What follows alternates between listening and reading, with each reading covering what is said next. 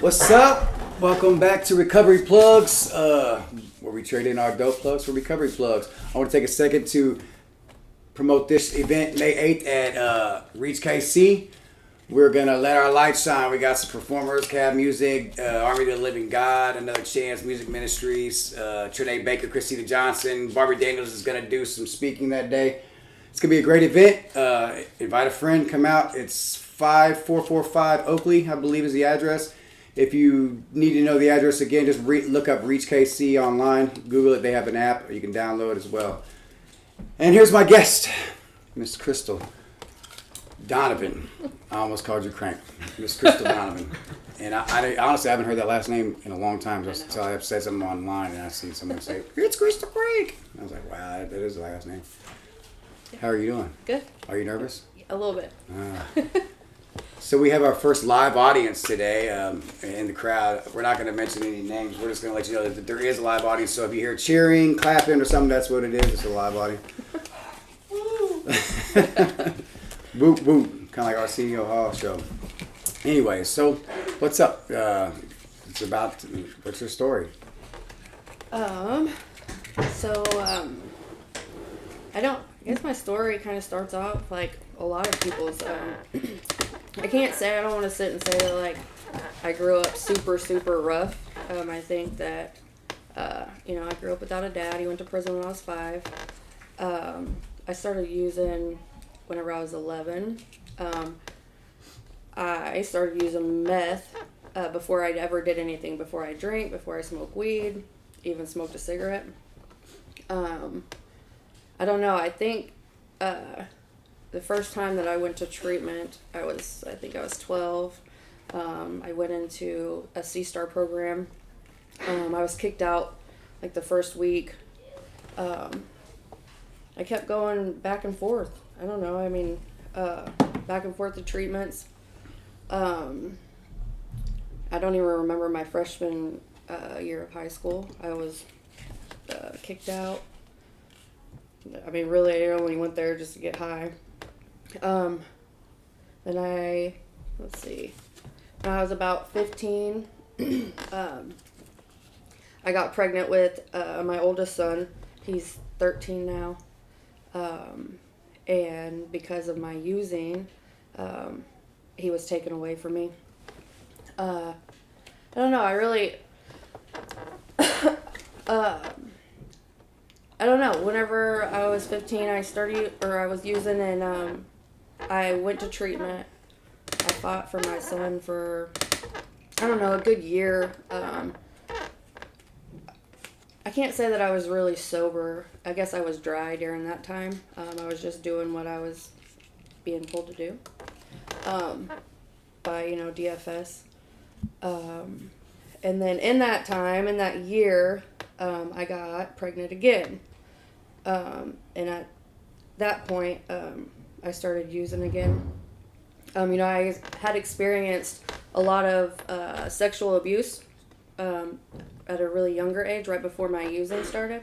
So, the sexual abuse from probably about 9 till I was 13. And so, I had a lot of like trauma and stuff that I wasn't dealing with while I was in treatment. And actually, it didn't really come out about the sexual abuse until this time that I got sober, whenever I was in prison. So anyways, back to that. I got pregnant again when I was 16, and I really struggled in that time because when I found out I was pregnant, we weren't sure if it was due to sexual abuse that I had experienced after, like right before that, or if it was with the guy that I was with. And so it was almost like a waiting game for that 9 months. And so I did not stay sober in that time as well. My son, Julian, was completely taken away from me. They terminated my rights from him. I was in Kansas whenever I had my daughter Kalia. And I had her. We got the test done. Everything, it wasn't she wasn't from the sexual abuse stuff. And so I did not fight for her. I would love to sit here and say that I was trying to be a good mom and, I was trying to get sober and do the right thing. I didn't. I abandoned her. I left Kansas. I left her dad in Kansas. There was a lot of stuff. Like I was in an apartment by myself, no utilities in the middle of winter time, and I just didn't have no family there.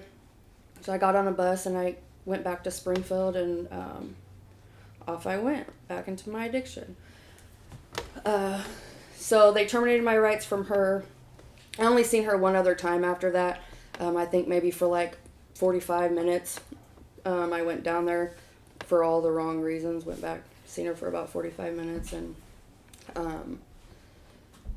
then I came back to Springfield, and I started working. And I held a job for a pretty long time, but I was still using. I ended up getting my own place, and I don't know, I got my own place. I was working. I had my younger sister and some of her friends used to live with me, and I guess my addiction just got really bad again. So I go through these spurts. Like, I don't think that I had ever stayed, like, completely sober. I was always doing something, even if it was just taking, like, some pills to get a little bit of a head change. So whenever I had my own place, I met another guy, and I let him move in with me. And the people that I was hanging out with, we were doing terrible things. My house got kicked in, and I went to jail. At that point, I don't think that it was that I wanted to go to treatment. I think I just didn't want to go to prison. And so I figured, I kind of knew that I was kind of hip to, if you do treatment, maybe they won't send you to prison type of thing. And so I tried it, lasted maybe a couple of weeks, and went back out. And then I don't really know. Everything really after that is kind of a blur. I was using the whole time that I was pregnant with my daughter Kahana, and up until I was about 7 months, I think. And I decided to try to move again with this guy to try to have another baby. Maybe they wouldn't take her this time. And so when I moved, I stopped using. I moved to another place where I didn't have any family. It was just me and him. And I started working. I walked to this hotel that I was working at every day and every night, walked back and forth to work. So I was paying all the bills, and I had her. And so I thought that, like, being honest, it did. Being honest would, kind of look better on me trying to be a mom and getting my stuff together. And so I had her, and they let me take her home. Shortly after taking her home, I had her in October, in November, the weekend of Thanksgiving. Her dad, I was holding her, and her dad punched me, and I dropped her, and his family was down that weekend, and I asked, I was like, can I, go back to Springfield for the weekend, see my family? And I didn't take anything. I didn't take a diaper bag. I took her car seat, and that was it, the clothes that we had on, and I came back to Springfield. And her dad we were both in our addictions. I had just had a little bit of sober time because I didn't want them to take her away from me, so I stopped using, just for that little bit of a time. And so I came back to Springfield, and I full-blown, as soon as I got here, I mean, it probably wasn't even hours by the time I was here, I had a needle on my arm again. And so she kind of my daughter Kahana kind of went on this, like, binge with me. So we were in and out of hotels, living out of hotels. And then I didn't meet one of my sister's friends. I got with him, my son's dad. He, in the middle of our addiction, I got pregnant again. And this time was a little bit different. I knew that if I didn't stop, I didn't want to stop using because of selfish reasons. I didn't want to use because I wanted a better life for my daughter that I had already been going through all this stuff, and for the new baby. And I was really, really angry whenever I found out I was pregnant again, because I didn't know how to be a mom already. So I felt a lot of guilt, and so I got sober, and I wasn't doing any kind of treatment or anything like that. We had got, somebody had called DFS on us.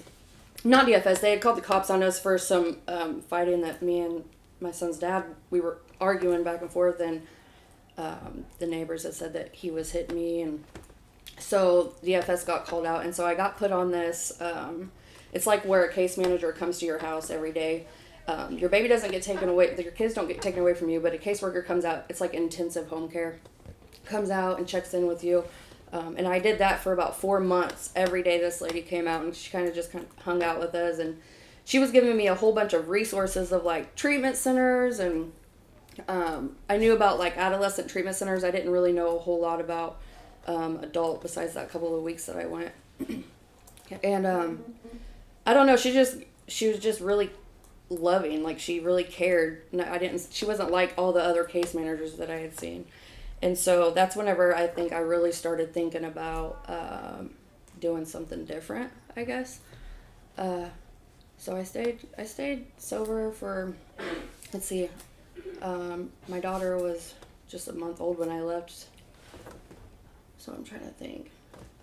I don't know, my son was, I think he was almost 1. No, he was about 3 months. And then I don't know, I did really well. And then my kid's dad went to prison. And when he went to prison, I think I kind of just got like a sense of freedom, because I had always been like in a relationship, always. Like it was a very short time in between that I wasn't with anybody. And so whenever he went to prison, I just started hanging out with people that I used to hang out with, and I started using again.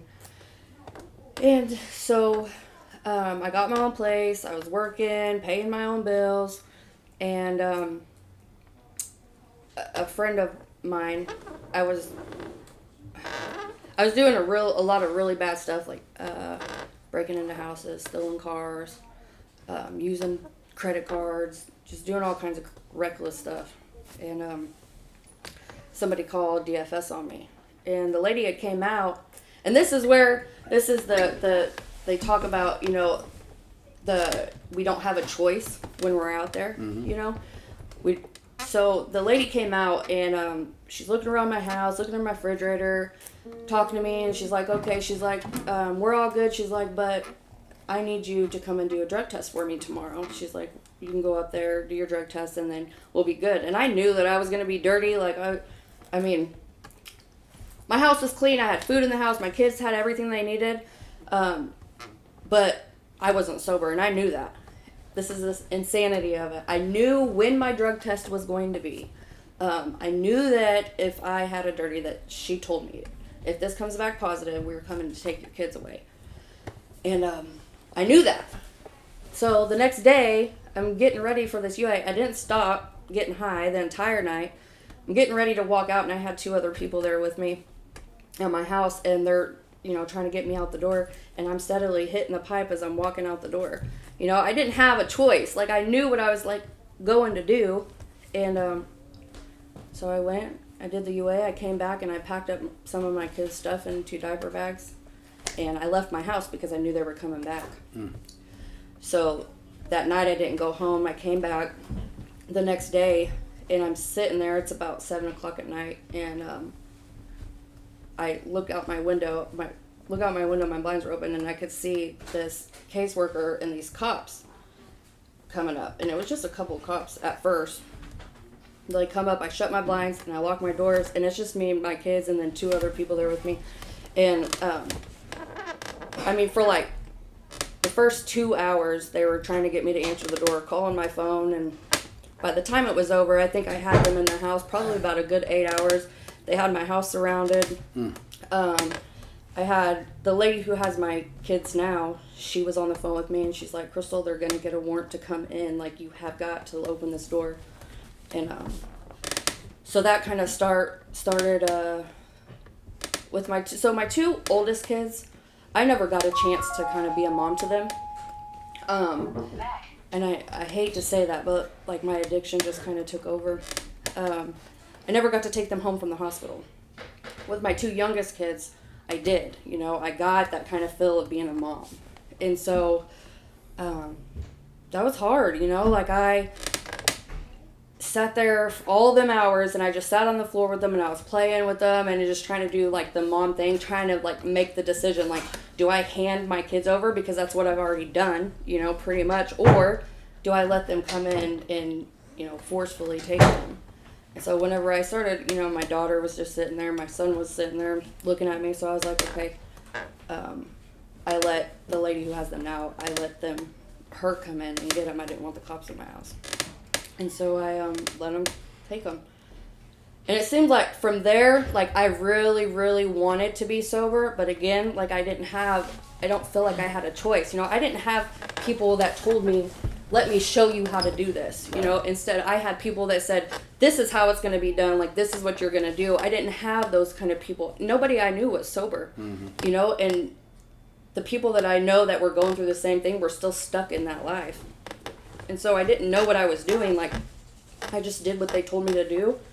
And I think that was the biggest reason why I never got it back then. You know, like it was almost like a textbook. They gave me a textbook answer of how to live life, you know? And so I don't know, I continued to get in trouble and I just kept getting into heavier shit and heavier stuff. And until I racked up a bunch of felonies, and they stuck me in the court system, stuck me in drug court. So I was on, well, it was Parents Choose and Change Court. It's a branch of drug court that they have in Springfield, and it specifically focuses, then it was Mothers Choose and Change, specifically focuses on moms and reunification with their children, but substance abuse. And so I went through this court, and again, like I said, like I just did everything they told me to do. And so I stopped trying to get around things, taking shortcuts, and I did it. I did everything they told me to do. I ended up getting my kids back. Normally it would take somebody 12 to 13 months to get their kids back. I got mine back in 9. And so I got my kids back, graduated treatment, graduated court. Again, had my own house, was working, taking care of the kids. And I think that for me, so how I don't want to like put the blame on anything else. I want to take responsibility. For me though, whenever I had my kids, like I went from not seeing them at all to having 2 days, you know, weekend overnight visits. And then they're like, here you go. Like, they're yours full time now.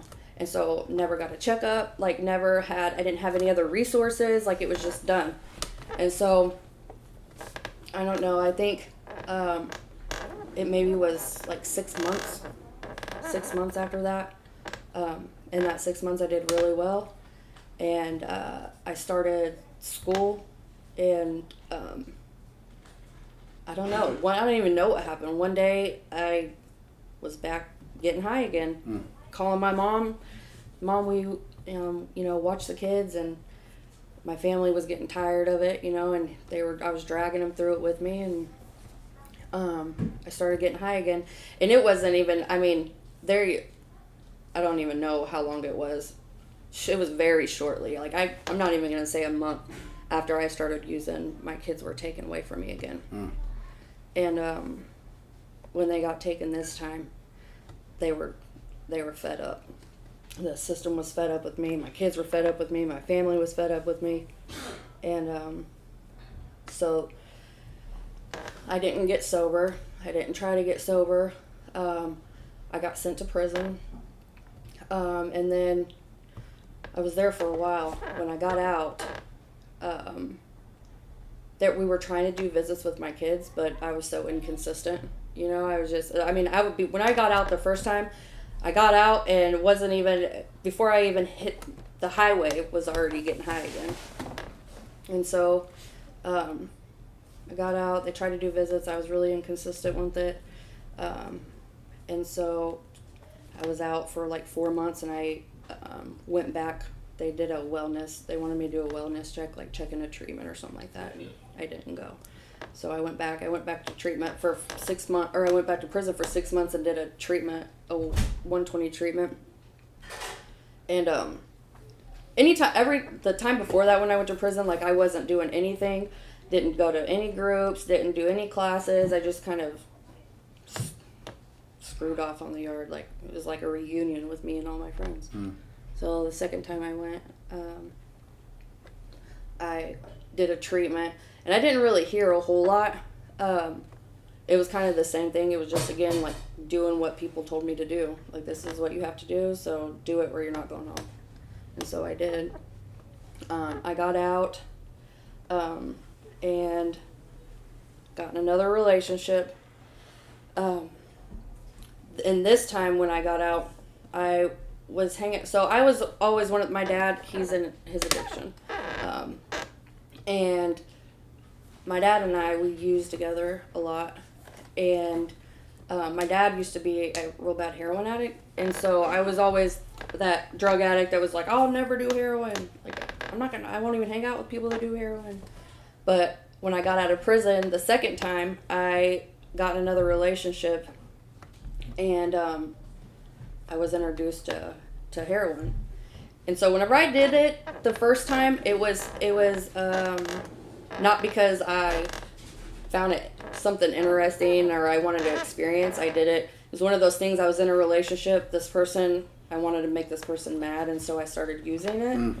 And the first time I used it, it was something. I can't even explain the feeling. Like I fell in love with it, and that's like I thought that meth was. I chose meth over my kids, over everything. When I talk about heroin was my life.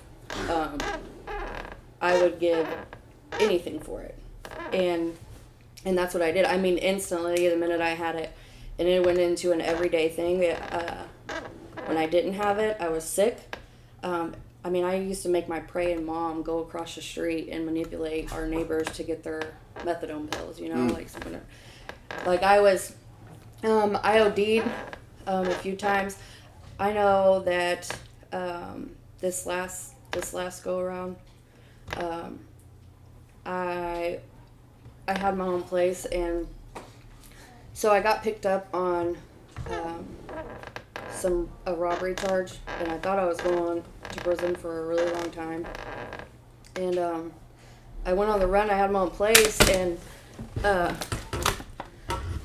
had got a hold of some heroin that had fentanyl in it, and I had ate a bunch of Xanax. Like, it was just a really bad deal. Well, when I OD'd, the people that were there, I guess got scared and didn't call the ambulance.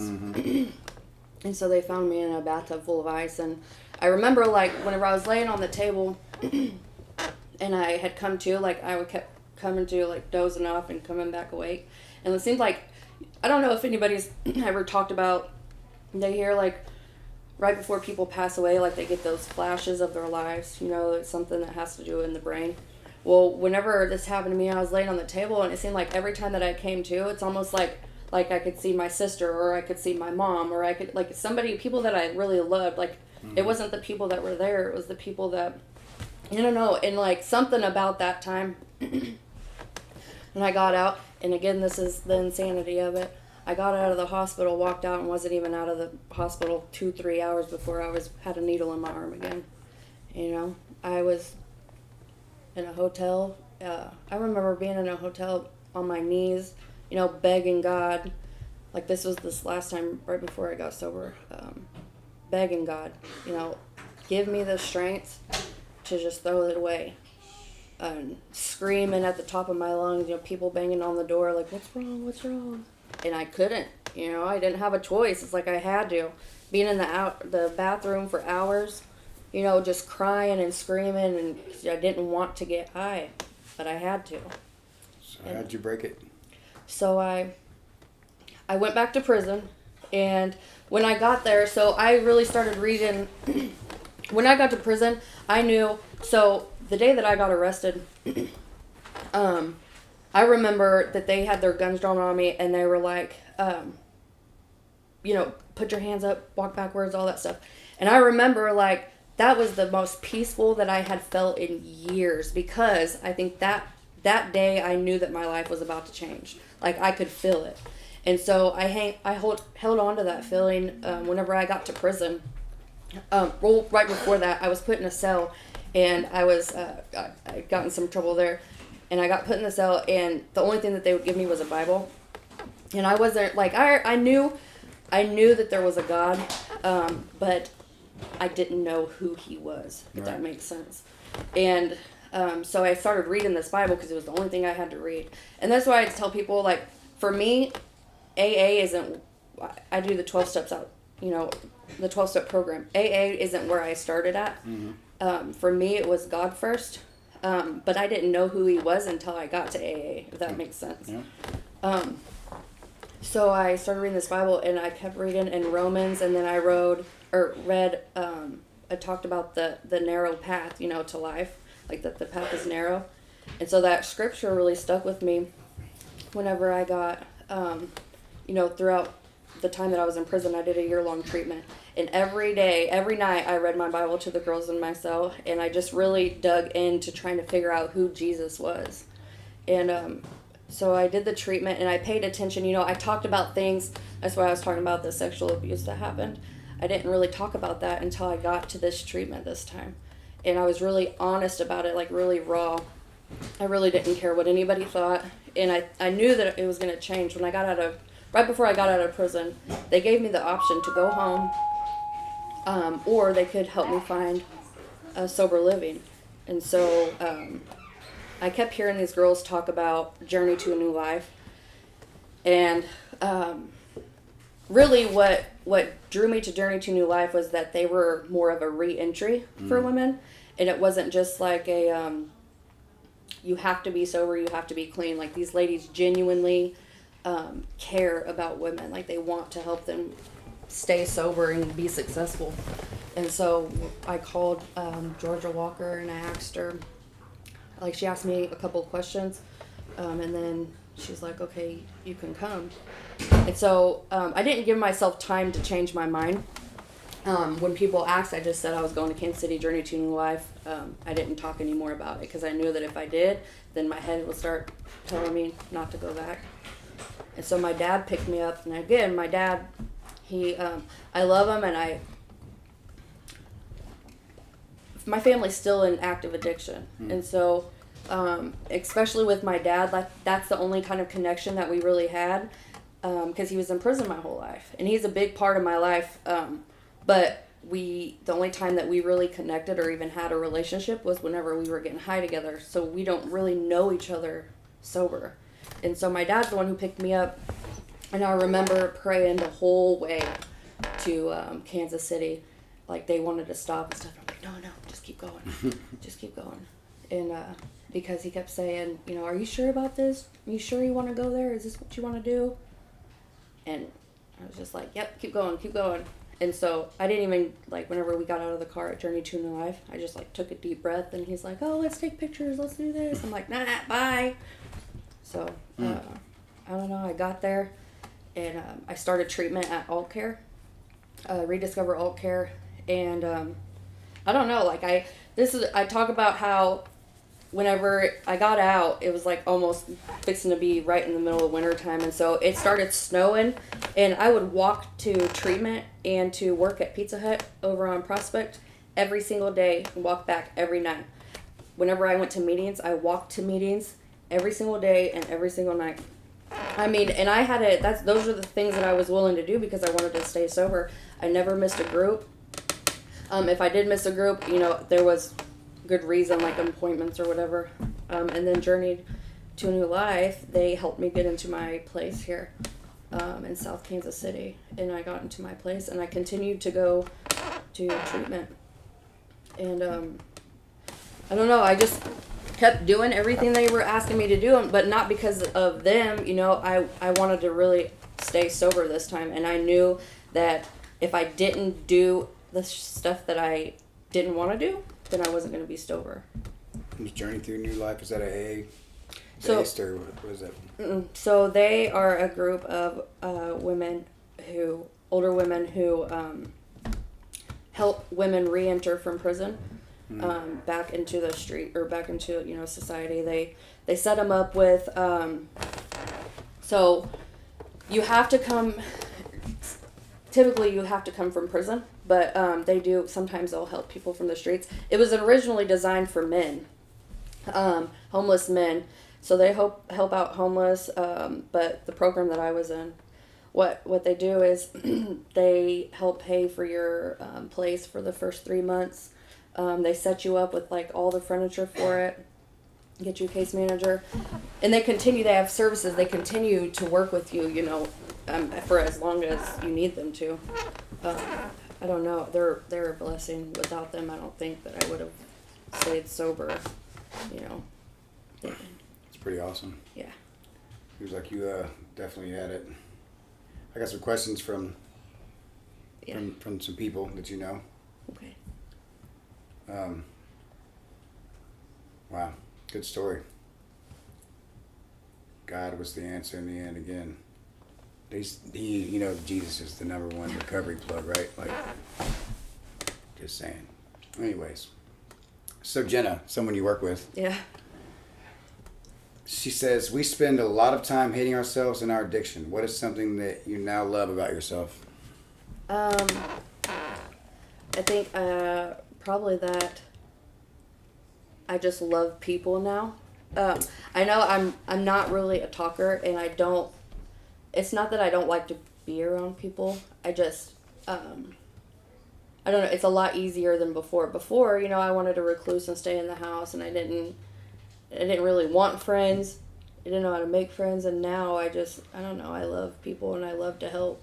And I love that it's coming from a genuine spot now, and it's not like selfish motives.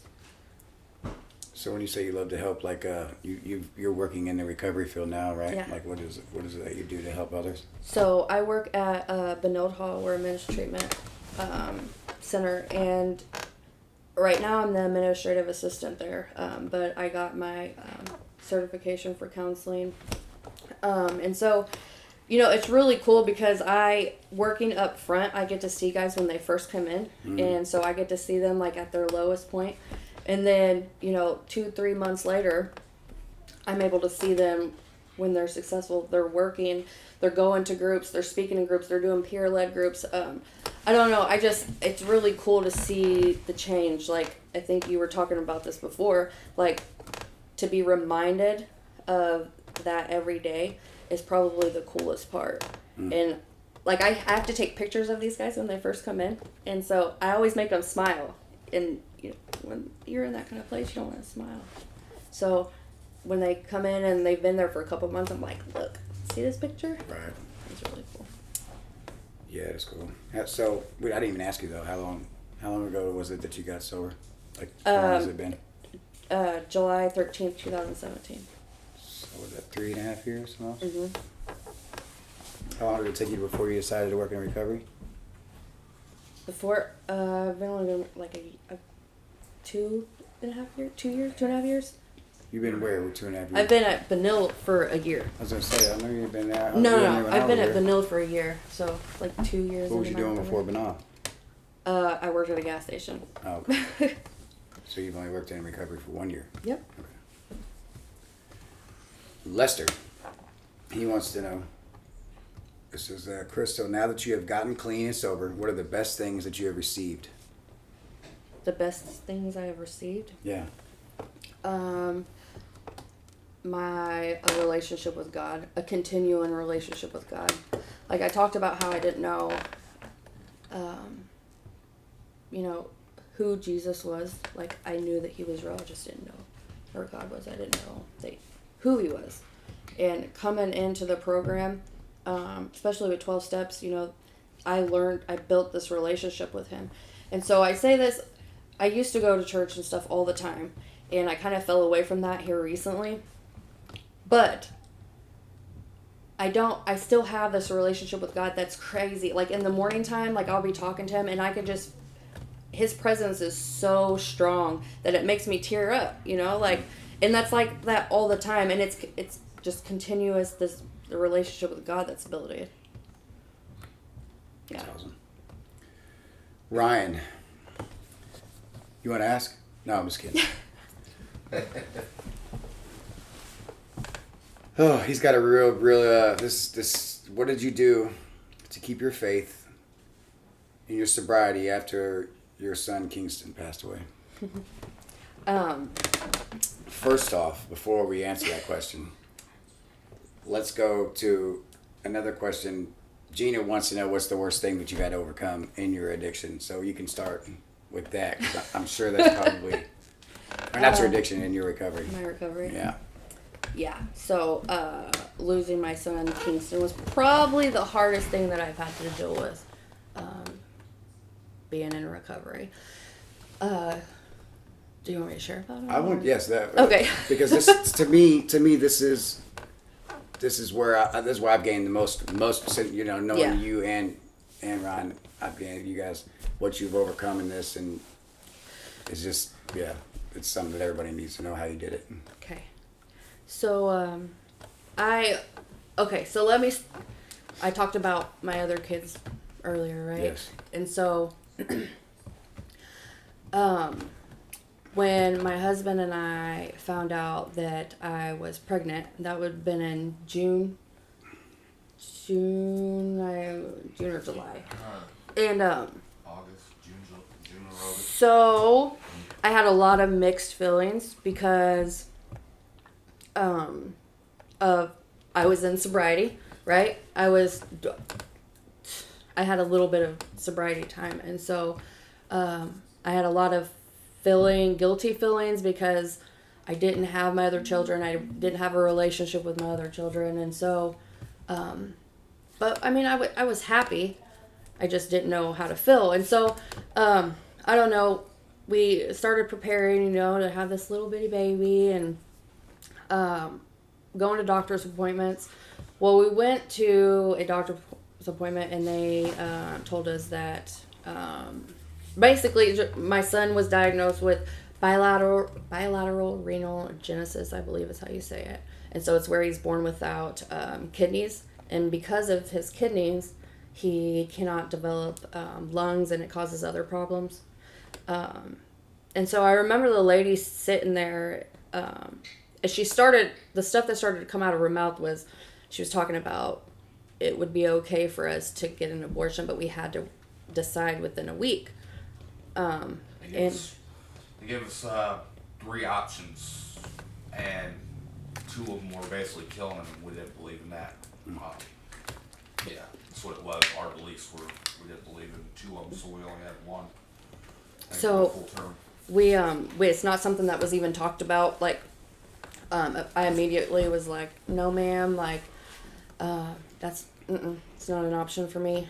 And so they kept asking me, look, what do you want to do? Like, what are we going to do? What doctors are you going to see? And we went home, and we were looking up, like, all this stuff about how people were getting injections to try to save the baby, and, like, all this crazy, I mean, just crazy stuff. And the way that where I was thinking, and me and my husband had sat down and discussed, was that the way that I felt was that God had blessed me with this little baby. Mm-hmm. And so I'm not going to do anything. I'm not going to try to take shots to try to save him, nothing like that, because it wasn't I wanted him to be exactly how God made him to be. Mm-hmm.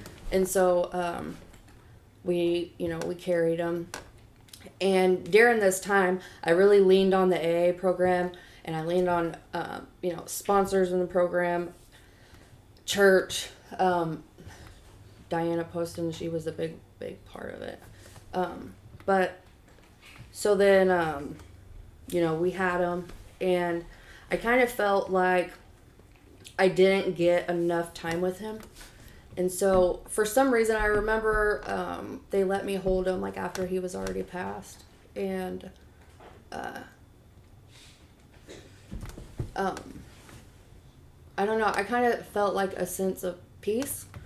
like I knew that he was okay. You know, they told me that we weren't going to get even 2 minutes with him. We got 83 minutes with him. All of our family got to hold him. So after that, we get out of the hospital, and I think really the thought of using wasn't really ever there. I think that I really focused on trying to see the blessing in it. You know, with losing him, I was excited, and I know this is kind of selfish. I was excited because I was going to be able to be a mom sober, you know, and try to do this thing with a partner who really cared, that we cared about each other. You know, we were going to try to do this thing right, and then that happens.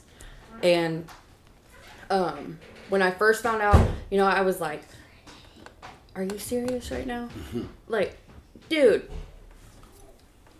I don't know. I kept hitting my knees talking to God, like, what is going on? And so I don't know, like after I had him, there's times like where I'll be thinking about him and it makes me cry, but not because of I don't have him here with me.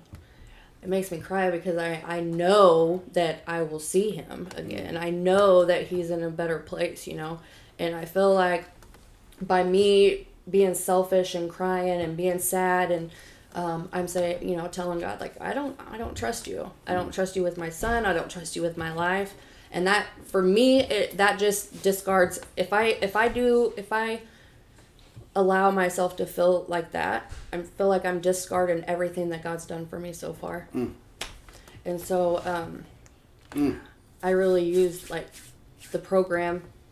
For me, I have to have my relationship with God and the AA program. I can't have one without the other, because I don't know who Jesus is. I don't know how to live the way that's going to connect me to him without the program. And if, you know, I tried just reading the Bible or going to church, that doesn't work for me. I tried just going to a meeting and not having God and not caring about that. It doesn't work for me. I have to have them together. It's pretty great. That's awesome though, for real.